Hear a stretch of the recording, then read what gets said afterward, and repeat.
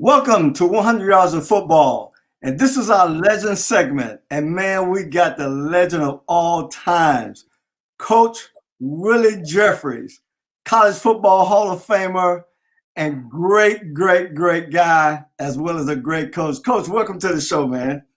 Bobby, thank you. I really appreciate it. When I heard your name, I could see you returning punts, and it's certainly a pleasure. And you know, I almost coached you because Lehman Bennett had offered me a job. I almost coached you, man. And the job would have paid me 5 times what I was making at South Carolina State, and I came back to Pittsburgh, and they talked me out of it.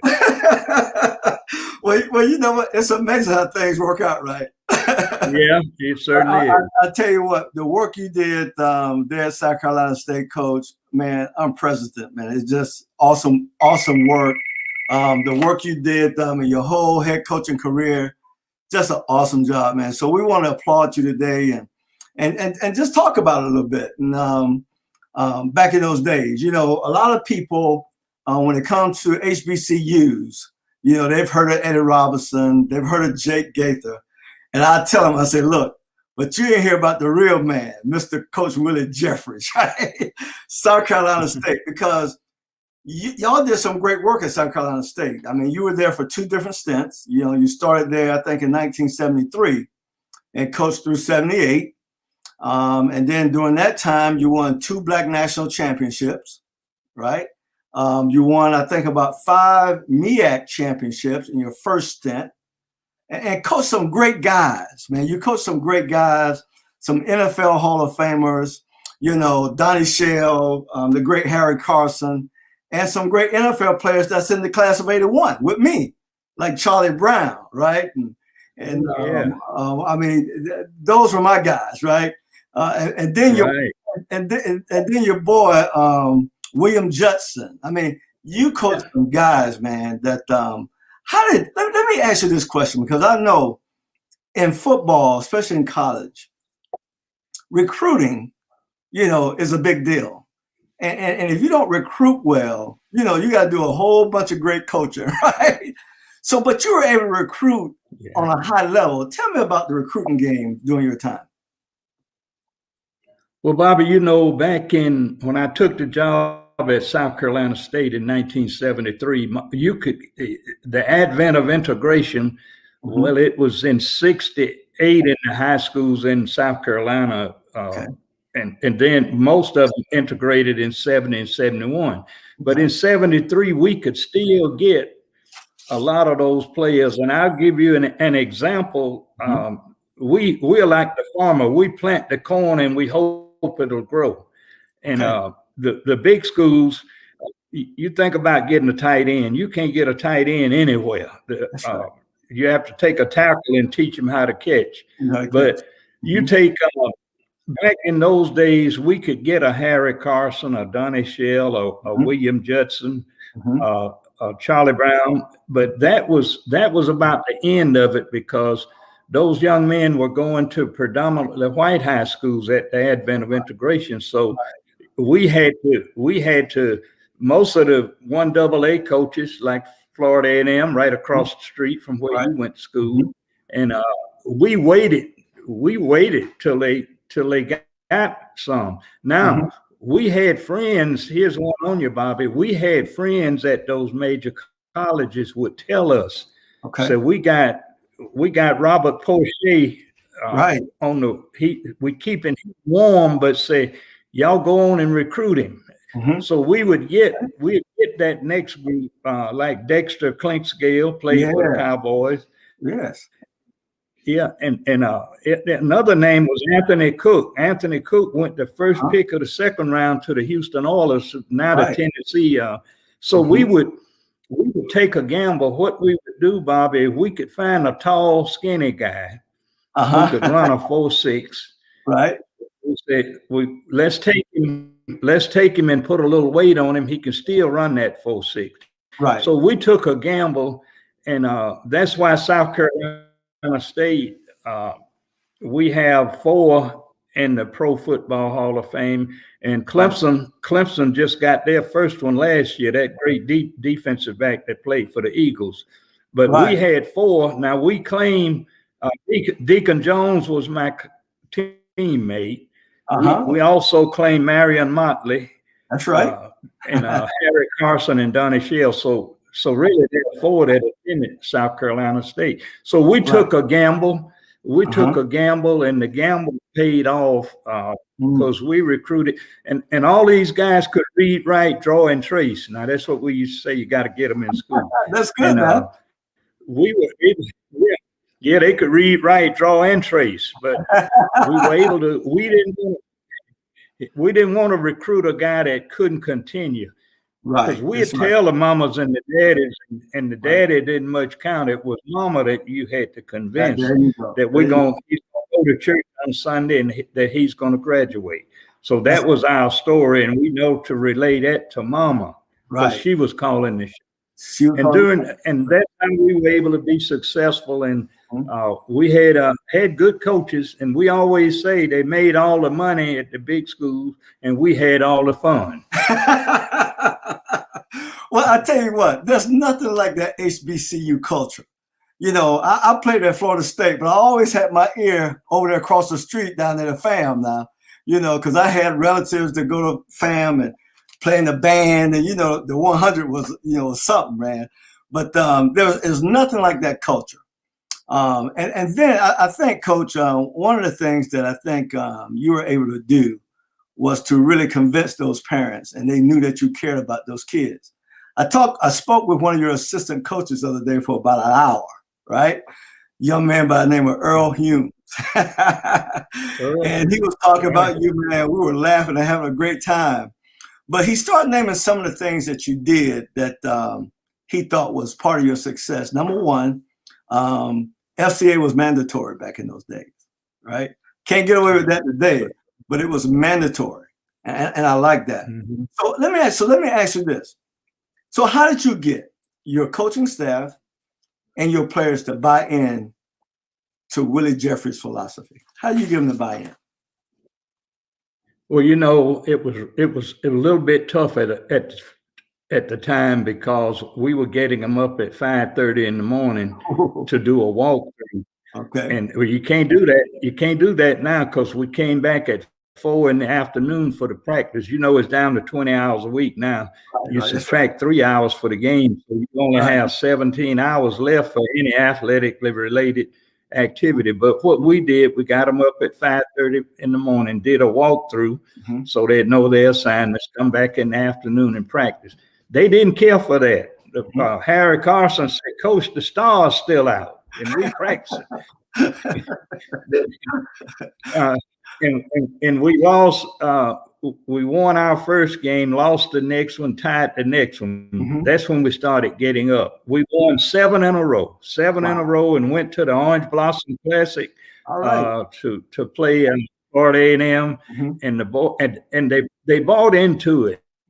I tell them that the success, you've got to be a team, not only the team on the field, but the faculty, the administrators, and to show you how they bought into our team, the English teacher told Charlie Brown in class one day, 202 English, "Charlie, why'd you drop that ball?"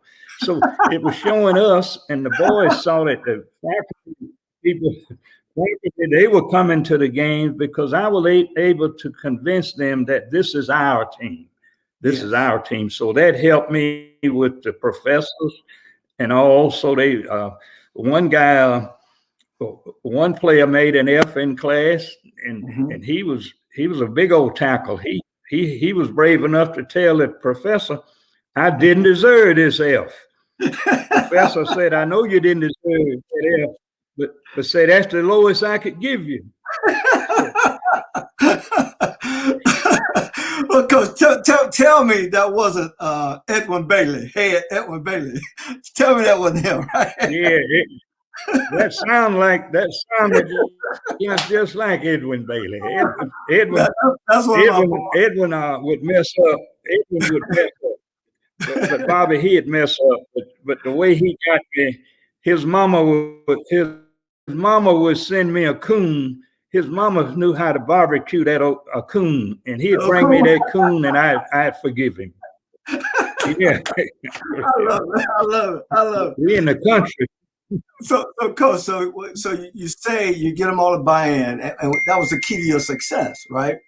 To have everybody, the faculty, the whole staff. I just can envision what that was like. Everybody be on the same page in that town, right there in Orangeburg, South Carolina. It had to be special.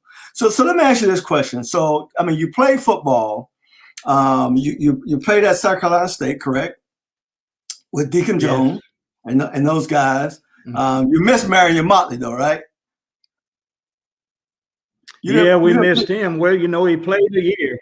He played a year, and Nevada offered him $50 a month, and all right. Coach Dawson told him, Coach said, you ain't gone yet, so you better go on out there, boy. You better go get that money, right? So that's how we missed Motley. And then I found out our coach, Coach Bull Dawson, Coach Oliver Dawson, they call him Bull Dawson. Yes. He was from Ohio. So that's how he got Motley and a bunch of those guys from Ohio down there. But I missed him. I came in 73, as you mentioned. Okay. And so when did you know that your life's work was going to be a head football coach? When did that turn on for you? Well, Bobby, it's I'm happy you asked that, because the young guys now coming out, they want to be a coordinator. Right. They want to have be a segment coach at a big school. I started out as a high school assistant coach. I came from the ground up. But I mentioned to you, Bobby, my major was civil engineering. I'm one of the few coaches, the only coach that majored with a Bachelor of Science in civil engineering. So what happened? We went by this high school one day. I graduated in June of 60, and we went by this high school, and the guy had lost 4 coaches. He said, "Man, I need 4 coaches." I said, "Well, sign me up." I said, "I'm going to be one of them," because I suddenly realized that I've always said, if you go up on the elevator, send it back down to bring another brother up. That's right. That's right. Always remember the bridge that took you across. And I said, coaching, because my college coach, Dr. Roy Moore, he always would tell me, he called me Jeff. Jeff, you always doodling over there, run football plays. We're not going to run into those plays. Then he looked at one, he said, that one looks pretty good. So, Bobby, you have a niche. You have a niche in life. Right. And I found my niche would be coaching and helping these young men. Now I see them. They're all grown up. We go to a funeral and all of them are dressed up and got good jobs. And that's the reward for coaching. It is. It really is. Coach, there's nothing like that. There's nothing like that. And especially when you start so young playing the game. For myself, I started playing football. I was 9 years old, Coach, playing little league football down in Delray Beach, Florida. And next thing you know, I'm in high school. Next thing you know, I'm going to school. And it's funny. Everybody laughed at me growing up because I was so small, right? And so I tell you this story. When I went to meet Coach Bowden on my recruiting trip to Florida State, the coach told me, he said, "Bobby, now when you go in the room with Coach Bowden, don't take your jacket off." And so I couldn't understand why he didn't want me to take my jacket off, right? And so I go in there, and man, he got the heater on, man. I'm sweating, but I remember the coach saying, "Don't take the jacket off." So I'm just sitting in there, man, right? And so after that hour, me and my parents left there, I found out why he didn't want me to take the jacket off. They told Coach Bowden I weighed 170 pounds. And I went to college, Coach. I was 145. I was 145 pounds wet, man. And so we started practice, Coach. You know how we used to weigh in and you have to weigh out of practice, right? So I'm weighing in at 145. Right. When I weigh out, man, I'm 134, 135 pounds.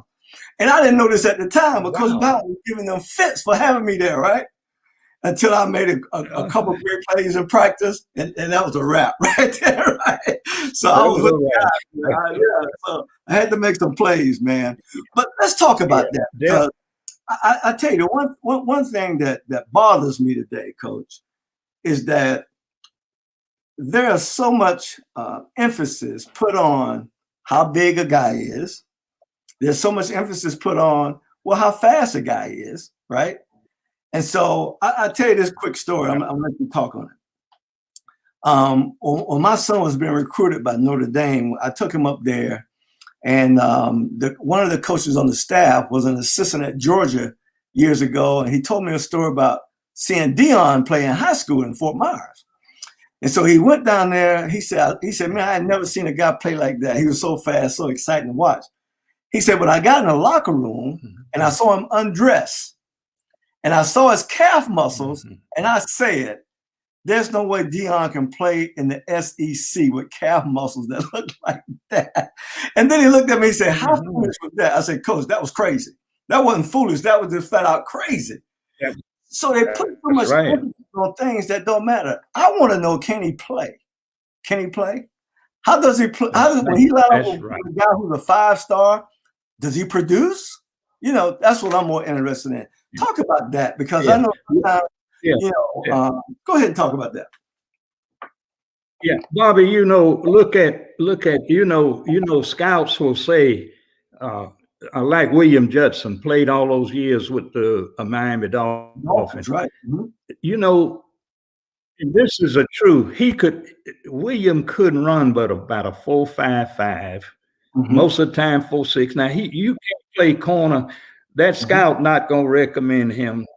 That's right. Back to the coach running. But here's what one of the scouts said. Yeah, he's running 4.6, but he plays 4.4. There you go. He plays 4.4 and 4.3. There you go. He plays with awareness. Right. He knows the game. In cover 2, he's the safety. When the ball leaves the quarterback's hand, he's breaking. Playing cover 2, he's got half of the field. Yeah, but he runs 4.6 and he plays 4.3. So we tell that to and Bobby, it's about what's in your heart. Do you love the game? You can't just be playing for the money. Donnie Shell's first salary was $15,000. Wow! And the scout, and Denver offered him 20. Denver offered him $8,000 signing and $20,000 a year. Pittsburgh Steelers offered him $3,000 bonus, and I think he had $15,000. Donnie said, "What to do?" I said, "Go to the Steelers." He said, "What?" And his mama said, "Look," I said, "Go to the Steelers. They're blue collar. It's a blue collar team." I said, "Donnie, you not cut to be over there with Denver." So it's some of the intricacies with a player that you can match them up, and it's not all about and they the first thing is 4.4, especially at the position you played, Bobby. Right. If you 4.5 is slow, you out there on an island with that receiver and no help, you're doing a zero blitz, and you got this man everywhere he goes. So one time, and you're from Delray Beach. You might have remembered Raymond McDougal down there, but he was ahead of you. Yeah, they said Delray Beach down in the woods. That's what they used to say. Now I don't know. I don't want to talk about your home. But anyway, Coach Eddie Robinson had a guy they were timing him. It had been raining that day. I think of that receiver's name. All the scouts were out there. Joe Perry, Tank Younger, and the greatest scout ever in the world was Jackie Graves. Jackie Graves was the greatest scout ever. He had his notes, and Tank and them wouldn't do. You got to weigh and measure. You got to take your shoes off before you do your vertical jump. Right. And Jackie had a micrometer. Jackie would have everything on a player. So Tank and Joe Perry and Rosie Brown, they wouldn't have any notes. So they'd ask, they said, Jackie, how tall is Harry Carson? He said 6'2" and 3/8. He said he hasn't gained an inch. They write it down. They didn't have nothing. He said, how much does he weigh? How much does Harry weigh, Jackie? Jackie said 234 and a quarter. Hasn't gained a pound. They write it down. But that was the way they came out in the old days. And the only thing now, Bobby, you were fortunate to play at Florida State. But see, the thing I used to get angry, and Bill Curry was the center for the Baltimore Colts. Bill Curry called me the other night, and he said, I apologize to you about Harry Carson. He said, you kept saying he should have been a first rounder. I said, yeah. Right. And he said, he called me Willie. He said, but you told me one thing I'll never forget. I told you he was a third rounder. But see, I played Harry at a 5 technique. His hand was in the dirt. He was a 5 technique, outside shoulder. They said, yeah, he might be a first rounder. But say, Coach, you got his hand down. I say, yeah, but when they snap the ball, everybody's standing up. So he said, he said, yeah, when they snap the ball, he not going to get back down in a 3-point. He said, Coach, you taught me. He said, and Carson proved that he was a first rounder. But and he said, let me say this to you. He said, let me say this to you. He said, it's something we've got to quit doing. At the HBCU, we were rating a player on the competition he played against. And so he didn't play against Florida State, Ohio State. He played against Morgan, FAMU, and Grambling and Jackson State. So we were rating players on the competition they played against. I said, wait, I thought you were rating the player on himself. Right. And he said, we apologize for that. That's why we're getting a lot of our HBCU guys going in the first round like they're supposed to now. Right. But it's amazing, right? So, Coach, when I think about that, right, I think about before integration. I was in Florida. We integrated high schools in 1970, right? And we went to high school for the first time together with white kids. But it's amazing. During segregation, all the black athletes were at South Carolina State, FAMU, and Grambling. So this is what bothered me about that. Because in 1981, my rookie year in Atlanta, Grambling had more NFL ball players than Notre Dame, than USC, than Ohio State. And you talk about the talent, man. That's right. But it seemed to be always the unjust going to the HBCUs. Now, when I came out, there's a guy from Grambling, a cornerback named Everson Walls, undrafted. Everson Walls, my buddy. Coach, undrafted free agent. Now, you tell me if he wasn't a first rounder. Led the league. Willie Brown led the league in intercept. Led the league 2 years. His first 2 seasons. And you take a guy like that, he's not that good. He don't run that fast. But I tell you what, you can't beat Everson Walls, right? And so anyway, I'm glad you guys made it. I mean, even the great Willie Brown wasn't a draft choice. I mean, that's amazing to me. Right. He's the guy who invented the bump and run, Coach. And Bobby, they were basing it a lot on your competition. They said, well, Grambling is in the swag. Right. They playing Mississippi Valley, they Prairie View, Jackson State. So he's not playing against the competition that he's gonna see when he gets to the league. But see, I kept telling Bill Curry the other night, I said, Bill, and he was apologizing to me because I had proven the fact that you're scouting this player on his ability. You don't worry about the people he played against. Coach Rob had a receiver down there one day. I wanted to tell you about this. All the coaches had their stopwatches, and you know this, Bobby. when you're doing the 40, Mm-hmm. when you're running that 40, that scout, he's not. So you put that finger right there. Let me get this finger. You put this finger on the watch. It's the most sensitive finger. If a guy comes out there with his thumb on the watch, he doesn't know what he's doing because the thumb is too rigid. You got to put that finger right there. Right. They don't. He doesn't hit that thing till you have crossed the line. He's not gonna hit it the moment you cross it. He ain't gonna hit it. Right. Your foot got to hit the other side because he doesn't want to lose his job. He doesn't want to say that Bobby Butler ran a 4.5 or 4.4, which you did. Right. He going back and say he ran a 4.55. Right. Because he wants to be sure you run what he said. Right. When he timed you, he doesn't want it. And so anyway, they were timing this wide receiver from Grambling. I'm trying to think of his name, but he was kind of tall too. And it had been raining. And Charles Garcia was scouting we call him the Mexican scout. Mm-hmm. He's a black fellow, but Garcia, we call him the Mexican scout. This guy, Trumaine Johnson, Bobby. He took off.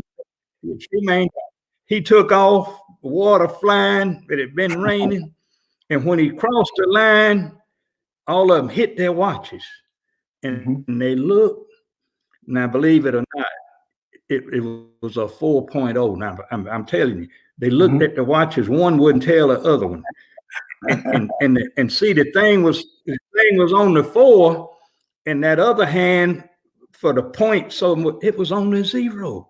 Right. They said, "What you got?" He said, 4 don't know.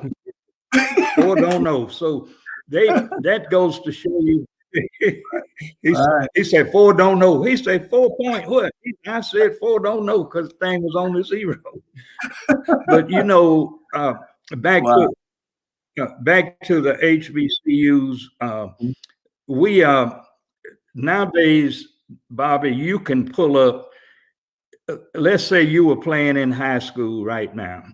They put your name and they just put your name in the system and say, I want to see him in cover 3, cover 2. You can, in a running back, you can say, I want to see the perimeter plays, see him running inside.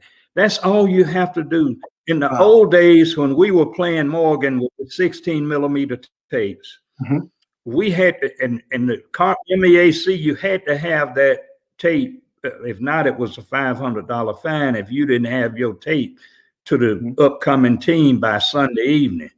We had to send a graduate assistant to Richmond. We had to send a guy to Richmond, Virginia, to meet the coach coming from Baltimore to exchange film. And we'd have to do that. It was okay with it was okay with FAMU and Bethune. We could meet them halfway. And we play Delaware State. You got to meet them up around Richmond to exchange. That just goes to show you the changes that have taken place, especially in the HBCU. Look, now you remember y'all flew. If you were going somewhere, Bobby, y'all flew. We flew. That's right. And the player asked me, say, Coach, do we travel by plane? I said, yep, plain old bus. That's how we gonna get there, right, Coach? Yeah. And if we played Grambling or Alcorn, we say Alcorn. If we played them on a Saturday, we left Thursday night at midnight. Oh wow! Loaded up the buses and we'd get down there Friday morning. Okay. And here's a new one on you, Bobby. Back when I started coaching, you couldn't stay in the motels. Every school had 50 beds in the gym. Wow. They had 50 beds in there, clean linen, everything. You stayed in there. Wow. Okay. You ate in their cafeteria. Okay. You didn't pay them anything because when they came back to you, we had 50 beds in a building. And they stayed there. They ate in our cafeteria. here. We call it home and home, home and home. Okay. Now, they hired a coach by the name of Jim McKinley at North Carolina A&T. He said, "I'm not staying." Well, he came from Eastern Michigan, up at Ypsilanti, Michigan, and he said, "I'm not staying. I'm not staying in those." He said, "We're staying in the motel." And all of us coaches, we were so happy because we didn't want our president to be fussing at us and the athletics director. We didn't want to bring it up and mess around and get fired. Right.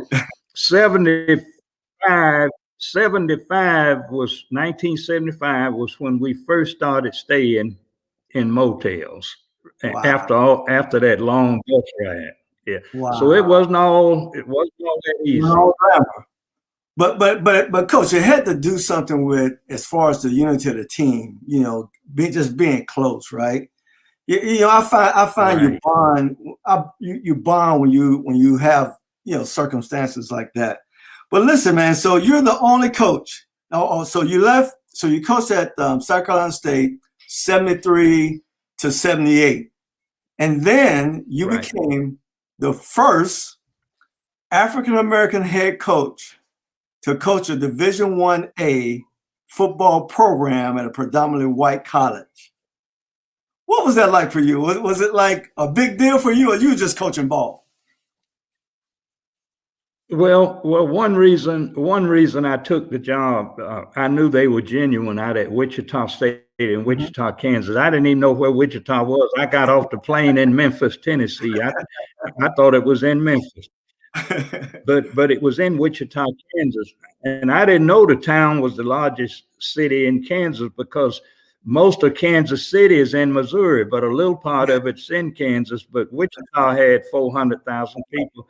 And they had 39 boosters on their own aircraft. I didn't know all of that. Oh, wow. But the reason I knew they were genuine, they had John Merritt had already turned the job down. Okay. 3 years later, Rudy Hubbard turned the job down, the FAMU guy who coached for Woody Hayes at Ohio State. Then they asked Gil Brandt and Mansberger were the scouts for the Cowboys. They said, "We need a guy." And they recommended me. So we'll talk to Coach Jeffries, said, maybe you can talk with him. Maybe he won't turn the job down like Merritt and Rudy Hubbard did. Right. So they sent the Learjet. They sent the Learjet down and got us and took us out there. And I said, we've been talking all the time about this glass ceiling on it, on the black coaches moving up to 1A. Right. And I said, I'm going to take it. And the team, and let me say this, I didn't feel the pressure till I got there. When sports writers from Dallas Morning News and all over started calling, they finally hired a black coach. And then I said, they gonna judge all the black coaches on how well I do and I said the pressure is on me. So we did. After 2 years, we went 8-3. We beat Kansas State. We beat our two rivals, two teams we weren't supposed to be on the field. And I say that because when I went there, they had 43 players left on the team where they should have had at least 100. Right. Exactly. No quarterback. Wow. And it was terrible. And they said the year before, the team was so sorry, the quarterback threw his helmet at the coach and that got intercepted. I said, boy, that's bad. That's bad right there, coach. Yeah. And I'll say this too, Bobby. After 3 years, at the advent of the third season, we were playing. I was telling you, we were playing the University of Tennessee, over 100,000 fans. They had Willie Gault and Anthony Hancock. Right. We were the two fastest humans at the time. Yeah. The score in that game was 21-21 with 2 minutes to play. And we had the ball at Tennessee's 5-yard line. Wow. And but the thing that got me, and I'm pretty good at managing the clock. I tell the offensive coordinator, I say, you call the plays, but 3 minutes left is mine because Right. I managed this clock. That's right. And so I'd already made up my mind. We're gonna run 3 plays, get it down to under 1 minute, and we're gonna kick a field goal. Well, I thought my field goal kicker, they broke his leg on the kickoff, and I didn't have another kicker. So the offensive coordinator said, "Coach," and they had Reggie White over there on the other side. Did. Yeah. And the offensive coordinator said, "Coach, they loading up." They said, let's run 169. That was where we just faked the fullback like we were gonna run the option and dump the ball to the tight end. I said, "That sounds pretty good, Coach." I said, "But we're gonna leave a little time on the clock for him." He said, "Yeah, but we'll be leading by 7." He faked the fullback, threw the pass. One of the linebackers tipped the ball. They intercepted it in the end zone. Instead of the guy taking a knee coming out to the 20, he tried to run it out. Wow. We tackled him at the 1. They got 99 yards to go with about 1:50. Wow. But I go back. They still got Willie Gault and Anthony Hancock over there. We couldn't play man. I told them play cover 3 and back up to the railroad track. Go back up to the railroad track or back up to the river. So they nickel and dime us. They nickel and dime us down the field and kick the field goal. But then I thought score ended up 24-21. But then I thought about it. We played the same way against Arkansas. The game with Arkansas was so good. Lou Holtz broke into the locker room after the game to commend us, our players. Same thing with Arizona State. Now we played them. We were a smaller 1A school because basketball, the Missouri Valley Conference was predominantly basketball. They had Larry Bird at Indiana State and all those guys. So we played in Alabama and Tennessee for the money. And we were able. When I looked at that team that I inherited when I got there. And to where we were in 1982, I felt proud of our guys, and I thought we did a great job. Absolutely. I mean, that was a powerful time, man. But now, based on that, that was way back in 1979 when you broke in, and when you look at the college game today, Division I, Single A, would you have thought we would be where we are now? As far as the diversity among coaches, you think we would have advanced a lot farther? Yeah, Bobby, I thought we would be much further along. When I look at it now, well, back then I said, well, I'm the first guy, and we were successful. They kind of held me in high esteem out there because second year we went 5-6. Next year we went 5-1. Next year 8-3, and should have been 9-2 because we had a game with Wyoming, the last game of the year, and they had told Wyoming, unless you build a dome, don't you play any games in November in Wyoming. We flew to Cheyenne and bust up to the university up there, and it was so cold. And those boys from Florida, I had a bunch of them from Florida, Bobby. I told them, "Here we go, Coach." I said, "No, we going on a trip." I said, "They got heaters and everything on the sideline, but we got it." It was just it was so many feet above sea level. It was higher than Denver above sea level.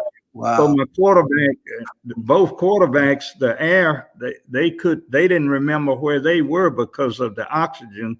So anyway, could have been 9-2, but it was 8-3. And I was so happy that the way it turned out. And the question you asked, I thought that I was so happy for Sylvester Croom when he became the head coach at Mississippi State. And he was so he was so happy and well deserved. And I told you what he did when we played Alabama that day. Sylvester Croom was the center, and Coach Al Bryant kept him on the graduate assistant so he could go into coaching. Now they had another All-America center who followed him. I'm trying to think of his name, but he was a great one. And they were teasing our nose guard all the week, said that guy gonna murder you. But anyway, Sylvester Croon, that day we played the game, and Alabama won the national championship in 1979, that same year. Yep. And Sylvester Croon had a clipboard. That was his job. He was doing down and distances and tendencies. That was his job as a GA. And they said, Sylvester, at halftime, he didn't have nothing. He didn't have an X or an O on his clipboard. So what's wrong with you? He said, man, I was watching Coach Jeffries. He said, I was watching this man to see what his mannerisms were and what his memory. He said, he's the first black head coach. He said, I was watching him. So that goes to show you that there were a lot of young coaches aspiring to be a head coach in a major college. And I'll say this to you too, Bobby, that I figured in 1979 that would be a preponderance. I'm gonna use a big word. I told those boys about using big words. Deacon Jones was famous for using a big word, and it was right. The first time old Deke lived in a suite. He was in suite 10, and the coach asked him, well, which room you in, Deacon? He says, suit 10. He's SUIT. That's old Florida boy. That's old Florida boy. He couldn't help himself. Yeah, come telling us he was from Orlando, and he was from Hungerford High School in that little town outside of Orlando. But you know, that Deacon, and you know, that's another thing about the great Jake Gaither. You visualize in the late 50s and early 60s, this man has all the talent that would have gone to Florida State, Florida, Miami, Central Florida, Miami. He is the guy, Coach Gaither, and his record reflects that. And you know, after the advent of integration, Bobby, you know that they had a majority white school teachers. Most all of the guidance counselors were white, so they would tell those guys the advantage of going to a predominantly white school. It was tough because in the library you didn't have a Florida A&M pamphlet. Right. You had a Florida and Florida State, and that was one thing that really hurt us at the advent of integration, because you all did it in 1970. Right. A few schools did it in 68 and 69. But I wanted to reflect on those black head coaches. I was telling you, after I was the first, Dennis Green was the second one. Yes, because they gave him a job at Northwestern, and he left Northwestern and went back out to San Francisco with the 49ers with Bill Walsh. He turned the team over to Francis Pay. He spells it P-E-A-Y. So he was the third head black coach at a major school. And then Wayne Nonnelly, and you reminded me, Wayne passed a couple of days ago. He became the head coach at UNLV. That's the University of Nevada at Las Vegas. And that's how it went. It started there, and it started getting better. And Cleve Bryant at Miami of Ohio. But, you know, we were talking about it, that the MAC, the Mid-American Conference, they got grandfathered into 1A because of the market they were in. They didn't meet the requirement. So it just, back in 1979, I would have thought, I said, boy, we went 8-3. It looks pretty good for the black head coaches. There'll be 25 or 30. 30 of them, you're right, exactly. turn of the century. Yeah, but Wow. no, it's not. And I tell people why. I Mhm, tell them why mhm, at on the college level. mhm. It's much easier in the pros because one man owns the team other than Green Bay. The county owns the Green Bay Packers, but Right. it's easier in the NFL, Mhm. Bobby, because one man can say that's my coach. Let's go to the university level, Right. the large predominantly white colleges. Mhm, You got the athletics director mhm, and the president, and mhm. here comes all those boosters. Right. Because at Wichita State, something I don't talk about that Right. much. Mhm. One booster told them if they hired me, he was withdrawing his $2 million. Wow. He Wow. so and the president of Wichita State said, no, we hire for success. We're gonna hire Coach Jeffrey. Right. This guy became a good friend after 2 years. He withdrew. He was giving the school $2 million a year. Mm, mm. So at the college level, Bobby, that's why it's so much tougher. Right. The athletics director and the president, they just don't have the say so when they're looking at boosters Right. giving 3 and 4 million a year. Right. They must approve it. Not like the NFL where one guy can say, Right. this is my coach. Right. Yeah. Right. Wow. Wow. Hey, that's something right there, coach. So listen, man, my former teammate, and I consider him my little brother, Mr. Deion Primetime Sanders, Mm-hmm. better known now as Coach Prime. Right. Right. Accepted the head coaching job at Jackson State University, and won his first game last weekend against Edwards Waters, right? So, if you can give that young man some advice, Coach, what would you say to Prime Time? Well, first of all, I tell him, and I think he has done this already. Hire guys that'll make a commitment, Mhm, guys that are loyal and mhm. trustworthy. His staff, not a guy who can go to the board and draw every defense, a Right. guy that can go to the board and draw up every offense. Hire your guys that are intelligent, but Mhm. they're loyal and they're trustworthy. Put that good staff together. Right. Uh, be visible on campus. Go Mhm, around and talk to the deans. mhm, Let them know that Jackson State Tigers is your team. It's mhm, our team. It's not my team. mhm, Get get the faculty and staff. Get them pulling together, mhm, and then he's going to be successful because he can coach. mhm. He knows how to coach. He's put a staff together. They know how to coach. Yeah. He's put guys in there that are going to be loyal and trustworthy, and then he'll be successful. The reason I say that, he's in an area where if I had to pick a place Mhm, that I'd rather coach mhm. in the SWAC at any predominantly black college, it Mhm. would be Jackson State. Wow. They are in an area, Bobby. They've got players within a 50-mile radius. He could put his team together. Wow. With the Walter Paytons and the Brazil, all those guys that one year Jackson had 4 guys that went in the first 3 rounds.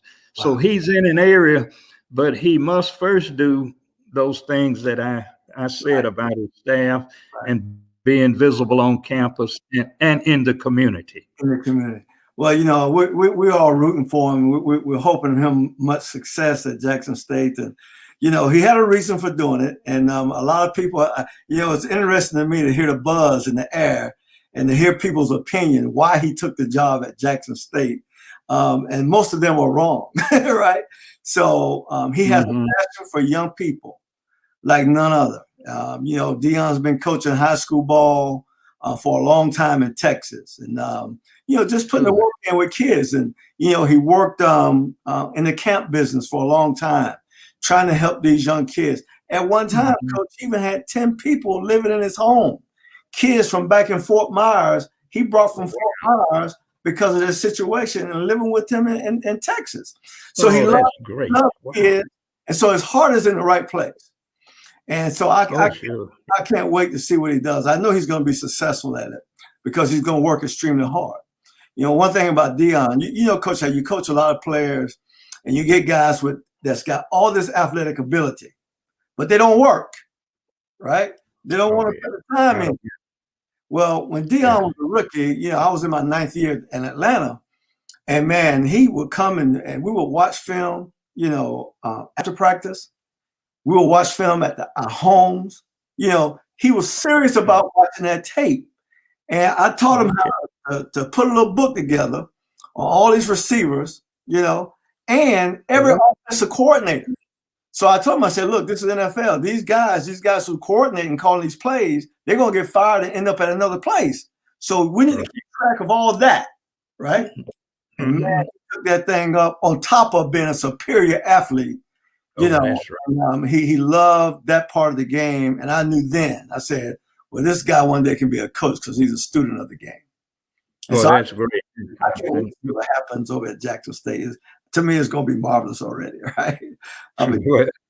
Well, he's in a great area, and I know he'll be successful. I just appreciate him. Then at the same time, he got a submarine sandwich commercial just he got a new one with those. No, it's a pizza. I believe a pizza one. Right. He got the subs and the pizzas, Coach. Hit him at the same time he was going into Jackson. So I know he'll be successful. And thank you for telling me about what he did with those kids in his home, because Johnny Rogers did the same thing in Omaha, Nebraska. Oh, wow. Johnny Rogers was a Heisman guy at the University of Nebraska from Omaha. Mm-hmm. They thought Johnny would build a home, and this is a parallel to what Dion did. Mm-hmm. They thought he'd build out in the suburbs, this huge house he was building. Mm-hmm. He built that home in the middle of the ghetto. He built his home in the middle of the ghetto, and those kids could come and go. He had tutors in there after school, and that big house he built right downtown, so he could help those kids. And that reminds me of what Deion Sanders did with those kids. So I know he'll be successful because he has those kids at heart. Right. Oh, absolutely. Well, Coach, man, it's been a pleasure. We got so much we can talk about, man. But we pretty much run out of time. But I want to let everybody know that you've won 3 Black national championships. Matter of fact, you won a national title in South Carolina before Clemson.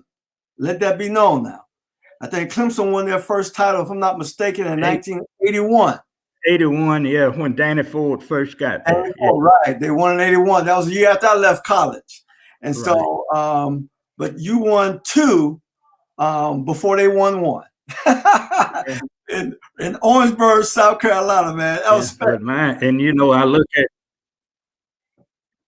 look at, and you don't talk about salaries. You don't even worry about that, because I told you I took an $8,000 cut when I left Pitt as an assistant. I coached for Carl DePasqua first, and he got fired, and Johnny Majors kept me on.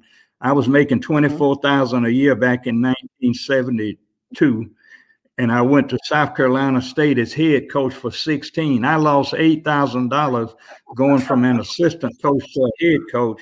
So it's not all about the money. It's not all about the money. It's where you're headed and what your plans are. So let me ask you a personal question. Now, you don't have to answer this if you don't want to. But when you came home and told your wife you're going to take an $8,000 cut, was the conversation a good one?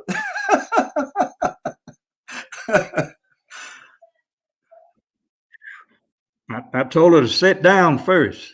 You know what you tell them? She thought somebody had died. She thought somebody had died. I said, sit down.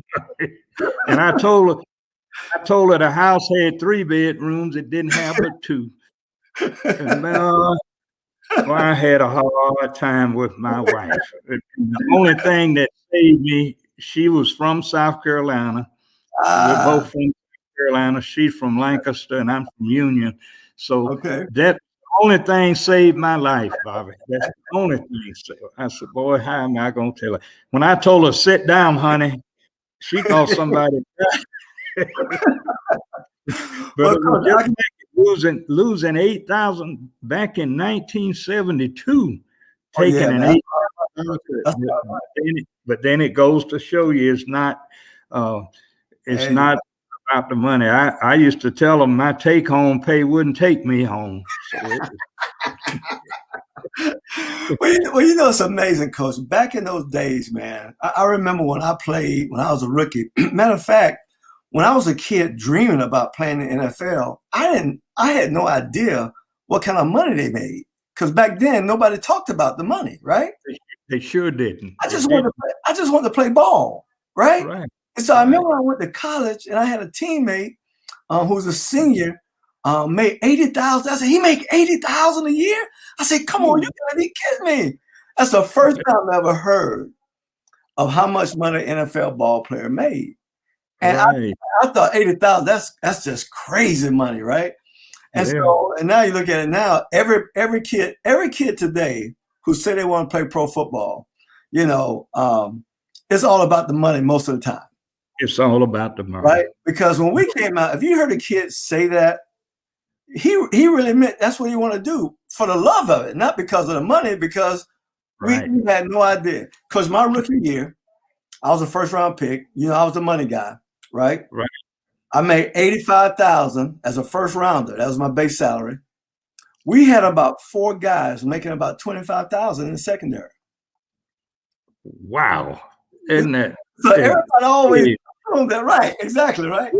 And when I told my son, when I told Dion, I never forget this. I told Dion when he was a rookie, because Dion got paid as a rookie. When I told him what I made as a rookie, he cried so hard because he was on the ground. He couldn't get off the ground. He was crying. He said, 85,000, bro. I said, 85,000 is what I made my rookie year. And he got a $2 million signing bonus just to sign his name. So different time. Yeah. And, but the game is a game of, Coach,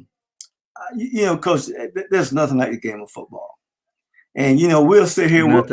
We can talk all night because we have lived it, the stories, the relationships that we built with our coaches and with our teammates, our players. There's nothing like that family. There's nothing like that family.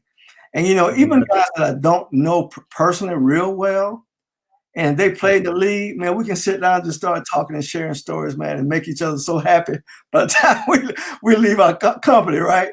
Because of that brotherhood. There's something to be said for. Real quick, Coach, I want to let you know, in 1981, I met William Judson. I met Charlie Brown. I met Robert Geathers. I met Robert Geathers. Yeah. Big Robert. I met Scrap Iron. John. I met Scrap Iron. Yeah. All on a plane because back then we didn't have an NFL combine. And I think that I met them on a plane in Atlanta. We were getting ready to go visit some teams, NFL teams, and we were all on the plane together. Y'all had about 5 guys on the plane. Florida State had 3. So it just shows what kind of players. And I'm buddies with all those guys now. Yeah. Me and Judd, Judd still living in Atlanta. I talk with him all the time. The Geathers brothers, man. You coach Jumpy as well at Wichita State. Am I right? Yeah. Coach Jumpy at Wichita State. Right. That's a great football family right there. So, man, you coach some great guys. But listen, thanks for coming on the show, Coach. We got to do this again. This is Black History Month, and I want to get you in before this month went out because we truly celebrate you and your accomplishments, but how you loved on kids, man. How you loved on your players and, what you mean to them today. I talked with Charlie Brown the other day, and, man, he just got speechless, man, when I mentioned your name that you was going to be on the show. And he talked about you, man. And so there's nothing like those relationships. And we want to just say, Coach, we love you. Thank you for your life's work because it has infected all of us. And we're thankful to have you on the show. Well, Bobby, thank you so much. I certainly have enjoyed it. Thank you. Thank you, my man. Well, listen, that's our show today, 100 Yards of Football. If you like the video, comment, like it, share it amongst your friends. We have the great legend coach, Coach Willie Jeffries, with us today. South Carolina State, Howard University, Wichita State. Coach, thank you again. We love you. And share the video. Thank you. Peace.